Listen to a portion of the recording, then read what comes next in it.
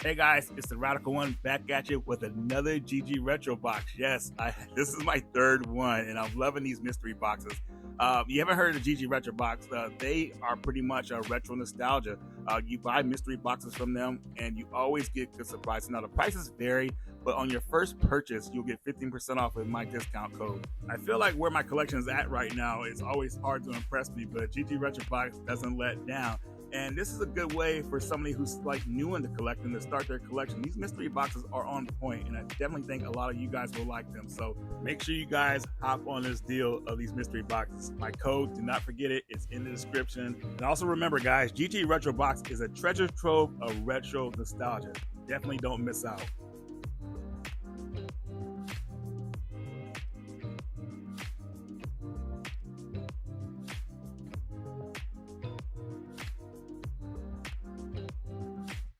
At the Renton City Retro event. Now it hasn't opened yet, but now it's my time to kind of look around to show you guys some stuff that's here and available, and it's looking pretty awesome.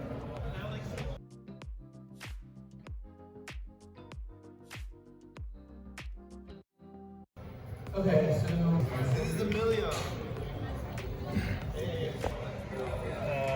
But it just looks like I don't want to rip it. Yeah, it's fine. They just look like all of this. Interesting. So I think they were just right before launch. He had his nieces and nephews play them and give feedback on what they liked. Okay. So I don't think they're anything too special. But definitely a nice little. Yeah. Did Reggie see this one? Hmm. Pick me one too, which I thought was pretty neat. So it's one of those things I can't figure out a price for these because it's not like it's a not for play or not for $1,000 and see what people say. Yeah, right. Just kidding. I'm like, no, you just found one of these things. Stick a game in it.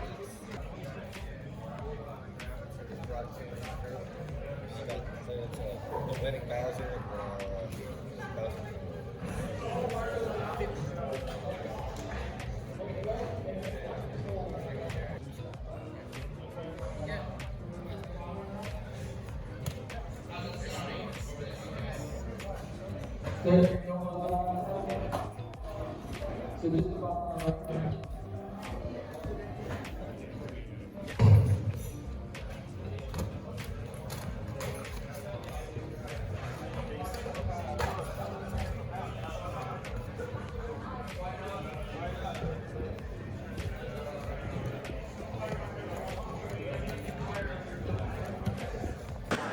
Look at these manuals, man.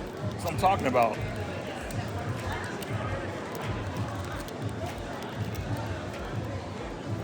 I can't wait to post about that. Like years later, I finally replaced the manual.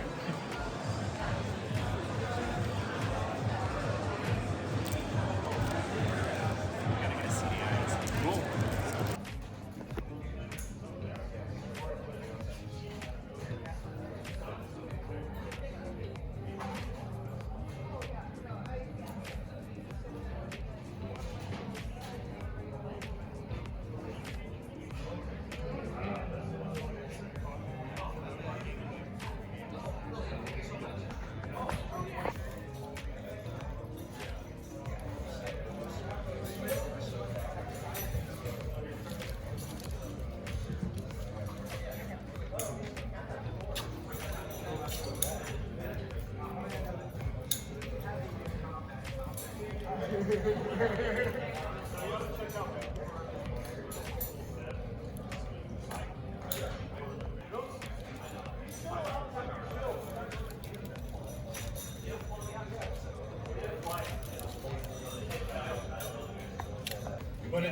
This was a company called Game Losers booth, and they were making like a lot of homebrew games for the event itself, and they had their own as well.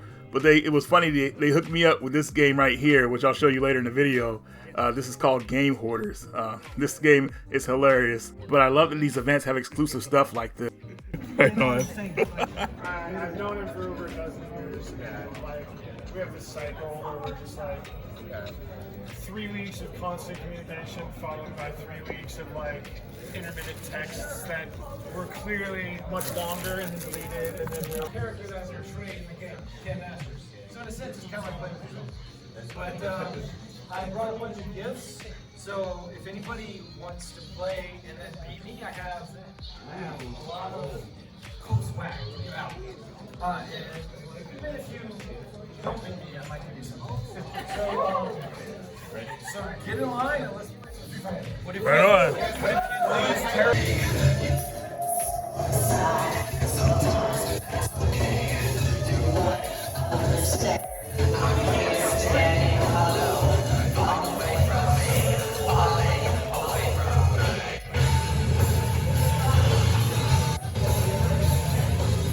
That's a fun one.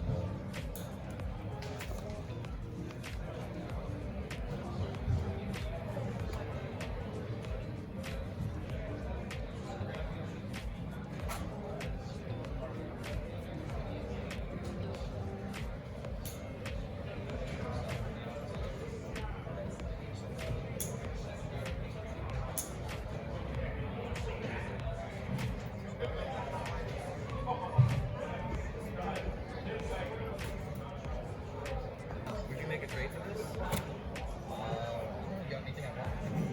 I have a Sega Saturn multi-tap. You want some Japanese one? I don't know, to be honest. I think it's US. US one? Let me put this here. Let me go run over my table.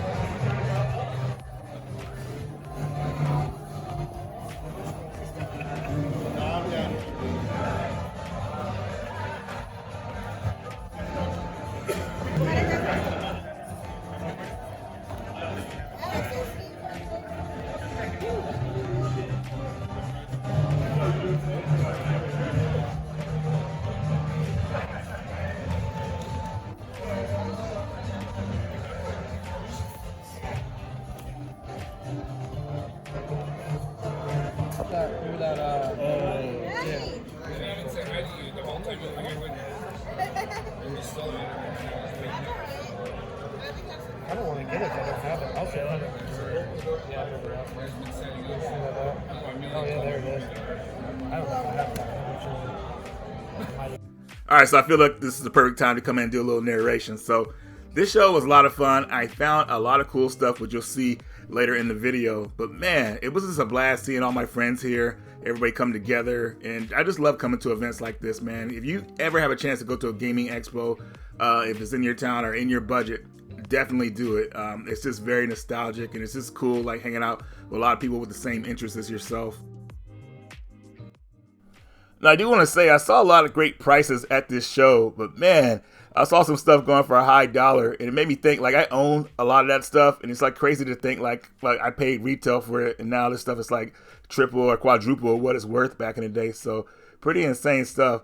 But a lot of stuff is sought after, so I mean, these prices are valid. So when you come to a convention like this, there's a whole bunch of different vendors. Everybody will have their stuff like at different prices. They'll usually have it like under what it's going for, or some people have it even lower than that, and some folks will have it high.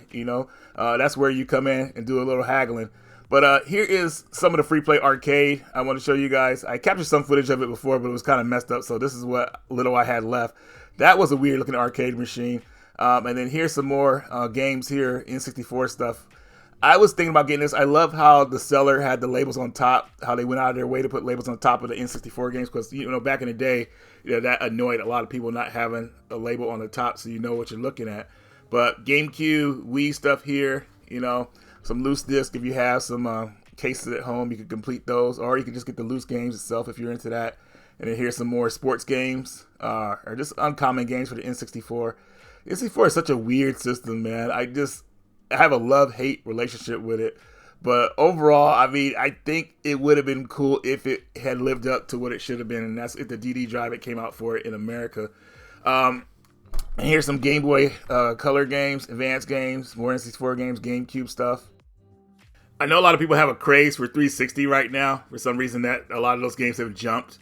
But I think it's because the store is closing that a lot of people are looking for some stuff for it. But I saw some things, but nothing that really interested me. I like the backwards compatibility that Xbox 360 games have with the Xbox Series X and the Xbox One, of course. I think I have most of those games, so wasn't really looking for too much. And then we have some PS4 games here, PS3, which there was one PS3 game I was looking for, but I found the 360 version instead. You guys will see that later in the video. Well, actually, in a few seconds, because I'm pretty sure this is all the footage I had for the show. And now it is time for a few game pickups. Alright, so here is the ESRB rating version of Blaster Master Trilogy Zero for the Switch, which was very hard to get. Getting more expensive to get. Got this at the show from Riggs, and I already had the PS4 version, but the reason I got these variants because I love the series so much, and I think it's cool to have them all three games on one cart and disc. Now, if you haven't played this series, the Blaster Master Zero series is the expansion of the original Blaster Master game. They added more story to it. Some story that was missing from the first game. They added Eve to the story, so now she's like really involved in the game. And this would be the really definitive way to play those games now, I would say. Now, some people may not agree with the art style sometimes, but I think it works, and you get used to it. And the story gets pretty deep. Indie Crates did a good job expanding the story in all three of these games, so it's definitely something you guys will want to play. Now, if you're new to the series, these games are top-down, side-scrolling run and gun games. Very adventurous, a lot going on, very just freaking awesome. I can't say enough about these games. If you haven't played the Blaster Master games, at least this trilogy, man, you are in for a treat. Here's the Retro Champ by My Arcade. You guys probably remember this. Jason actually did a review on this system on his channel, and it was a pretty funny review at the time. But seeing it now, I have a use for it to test out my NES games, but I don't know if I could recommend anybody buy it besides like having it as a tester or whatever like that. The screen is decent, I was able to play some of my homebrew games on it, as you can see, Resident Evil.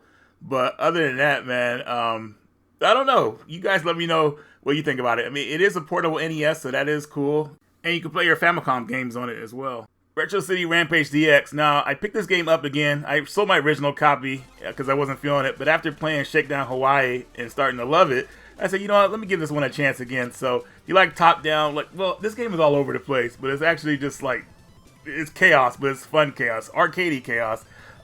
I would say if you like things like top-down Grand Theft Auto type games and where you can pretty much do whatever you want, this game is right up your alley. Now the game it can be linear if you follow the story, but pretty much it doesn't tell you to do all that. You can pretty much do anything you want. So yeah, Retro City Rampage DX. If you want a wild ass game, pick this one up.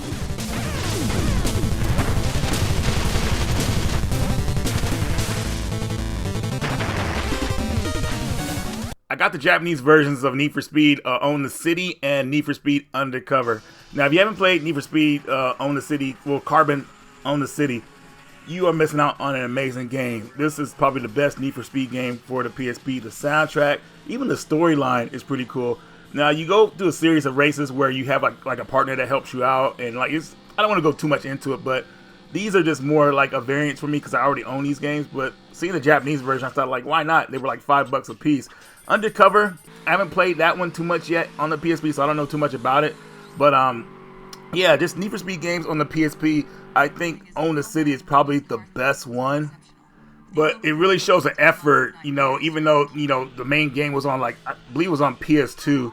And I even think they had a PS3 version of Carbon. But the PSP version usually gets, like, the shaft. But this one actually got a lot of detail put into it. And it's a very fun game. So, yeah, if you see it out there, definitely pick it up. Super Pac-Man Countercade. Yes, I already own one of these. But seeing this at the show, I had to take another one home with me because I'm going to try to mod this one possibly. I'll let you guys know in the future how it turns out.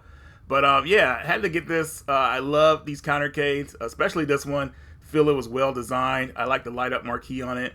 And yeah, nothing really much else to say about it. You know, the Countercades are pretty fun little systems. You know, they're not too serious. They don't really take up too much space. Easy to put up, you know, and everything like that, or put out if you want to have company over and everything, you want to have them out. Definitely cool devices, but I definitely choose them over the regular one-up arcades, the 3-scale ones. Those, I just never got into those, but these I think are pretty cool, and I think if you guys see them out there, you might want to like get it added to your collection. Here's Sublevel Zero. This game I picked up because it reminded me of Descent for the PC and PS1 back in the day, as well as a sequel. And what stood out, what made me take interest in those games was that I saw a commercial with Rodney Dangerfield playing the game. It was freaking hilarious. And I was like, I'll never forget it. And that's what got me interested in the series. Now, this game, I feel like it's a spiritual successor to those. So if you guys have played it, let me know what you think about this one. Haven't got too much into it yet, so I can't tell you guys too much. But the whole premise is very interesting. And I don't really see games like this being made today. So I believe this is one of Signature Edition games' first like physical releases, if I can remember correctly. But I wish I had picked it up back then because I would have had more time to play it. But hey, better late than never.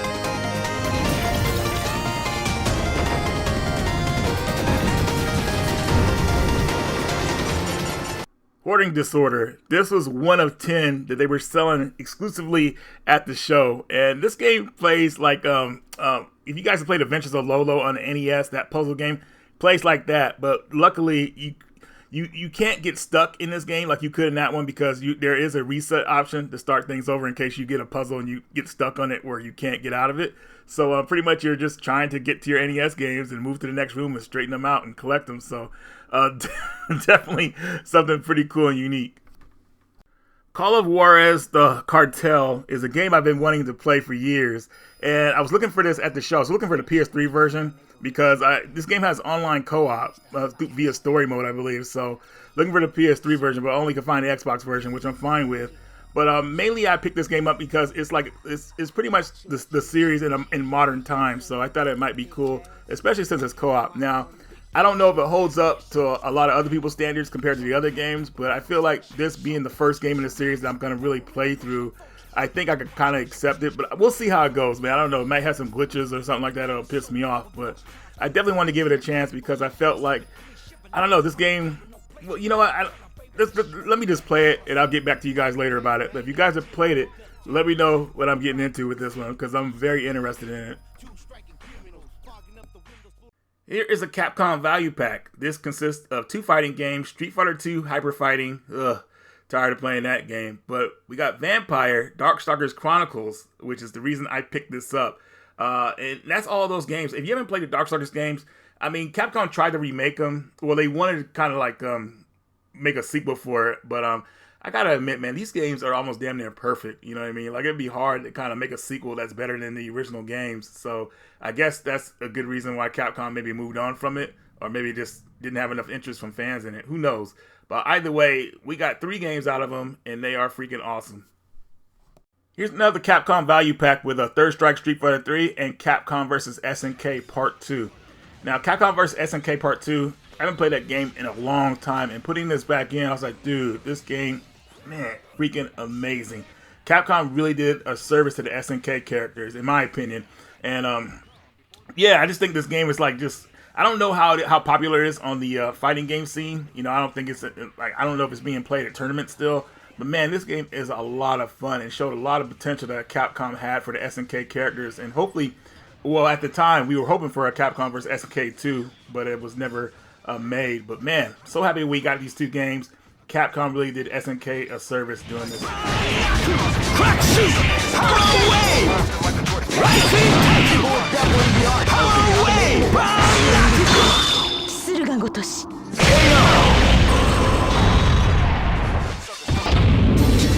Hey, who allowed them to join this tournament? They're way too strong to compete. I mean, what's up with that? Someone is going to have to take that team down. I found one of my childhood movies at the show, Little Nemo Adventures in Slumberland. Reason I got this because it's on VHS, so that's very, very nostalgic for me. Don't plan on watching it via VHS, but just more of a novelty to put like up on the shelf and everything. If you guys haven't seen this movie, it came out back in, I believe, 1989. It didn't get released in America until like early 90s, like 93 or something like that. It was really weird. And I think the movie would have did a lot better if it had got it released at the time, in like in the late 80s. But unfortunately, it fell under the radar. And yeah, it's just a good movie. I hated how it ended though, but still a good movie. And also too, I want to let you guys know there's a new video game coming out called Nemo Guardians of Slumberland. I don't know if it's out yet, but I saw the trailer for it. And I was like, oh, let me add it to the video so you guys can see it. But yeah, follow that project and see where it's at. But anyways, Little Nemo, definitely a movie you should check out. Next up, Enormous Adventures. I believe this is another exclusive game to the show. And this is a funny platformer where you play as a character with big jugs and you're trying to get across platforms, you know. So maybe I'll do more of a detailed review of this one in the future. But yeah, I love little homebrew games like this being made still today. So yeah, I don't know if I could should tell you to check it out, you know, but if you're interested, you know, yeah, go for it. Here's Steam Boy for the PS2. Yes, this is based off of the movie of the same name. Now, particularly, this is not really a good game, but I did pick it up because I have a lot of Steam Boy, like kind of like memorabilia, whatever like that. And I like the movie a lot. And it was cool about the game. Only thing cool about the game, it has an alternate ending, which is more happier than how the ending turned out for the regular movie. But yeah, if you see Steam Boy out there, only pick this one up if you're like a super fan. Here's Rainbow Islands Evolution for the PSP. Now, this is probably like my 4th copy of the game, and it still goes for cheap. You know, I just like anything Rainbow Islands. But it plays... Oh, man, how do I go into this game, man? It had a lot of potential to be good, but the music is one of the worst factors in the game. The music is horrible. They should have used the original music, and the game would have felt somewhat decent, aside from like maybe the frame drops here and there. But yeah, it's a game that could be learned to be liked. But yeah, it had a lot of potential, but it just didn't meet up. They just kind of threw something generic out there. If you see it out in the wild, you might want to pick it up if you're a hardcore Rainbow Islands fan. Here's Sea of Stars. I got to give a shout out to my buddy Eric Bishop. He's the one that told me about this game. I want to say as soon as it came out as DLC, as digital content, he told me about it. But I told him I wasn't going to play it until it got a physical format, and that has happened. So I'm about 3 hours in, and I'm liking the game a lot so far. Now, I'm not saying it's on the level of Chrono Trigger just yet. I hate to even compare it to something like Chrono Trigger, but I think what makes people familiar is kind of the nostalgia the game has. You know, like this is the type of game that would have came out back in the day with Chrono Trigger. So definitely something I think a lot of people will be interested in trying if you like 16-bit turn-based RPGs. The turn-based combat in this game is a bit evolved, I would say. You can actually like do critical hits by the push of a button if your timing's correct, or block certain attacks and like lessen the blow. Stuff like that I think is really cool. Now, as far as like the physical game for this, I feel like they were really banking on a lot of people's nostalgia, because there's like 2 different companies actually producing physical copies for the game. There's a regular retail release for it. I Am 8-Bit's doing their own exclusive, and then there was a Kickstarter one, and then there was another one that was released in Japan. So, yeah, a lot of different ways to play this game physically, but I just went ahead and got the Amazon retail version because I was like, nah, 2-day free shipping, I'm good to go. That's all I need. And this version comes with at least it comes with a map, so I didn't get an instruction manual, nothing like that, but still, I'm okay with that. I just want to play the game. Now, if I end up really enjoying the game, then maybe I'll seek out those other variants of it. But as of right now, this physical version is perfect for me.